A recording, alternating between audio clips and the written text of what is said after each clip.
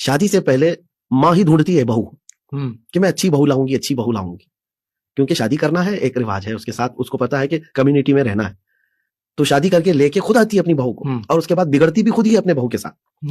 ये आप जो सवाल कर रहे हैं, ये जरूरी नहीं कि जो मोहब्बत की शादी करके नौजवान लेकर के आया सिर्फ उसी के साथ सास बहू के मामला थे, खुद ढूंढ कर लाई हुई बहू के साथ भी मामला थे। वजह ये होती है कि अपने बेटे से बेइंतहा मोहब्बत करती है, ये असल बात, मोहब्बत करती है। अब जब वो देखती है कि इसकी मोहब्बत में अब शेयरिंग हो चुकी है, अब एक और औरत को ये वक्त दे रहा है, तो ये फितरती तौर पर उसके दिल में एक चीज आती है, तो इससे तो औरत को बाहर निकलना चाहिए। सही, औरत को जब तुम खुद उसके लिए ढूंढ करके लाई हो, तो तुम्हारा बेटा अपनी बीवी के लिए थोड़ा वक्त तो देगा, दिल बड़ा करना होगा, दिल बड़ा करना होगा। आप यहाँ पर आप बैलेंस की बात कर रहे हैं, उस पर हम आते हैं कि नौजवान की जिम्मेदारी बहुत बड़ी है, बल्कि मैं तो बसा औकात अपनी तकरीर में कहता भी हूँ कि वो बेचारा रिक्शा बन जाता है, 3 टायर वाला। ओहो, 3 टायर वाला जो रिक्शा है वो बनता है।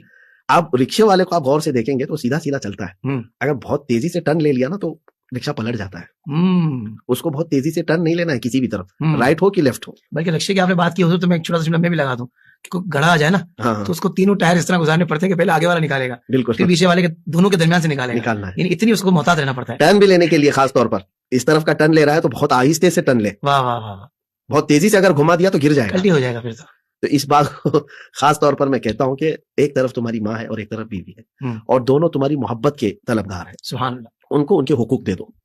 माँ के साथ वक्त गुजारने में भी कोई कमी ना आए और बीवी के हुकूक में अदायगी में भी कोई कमी ना आए। सही।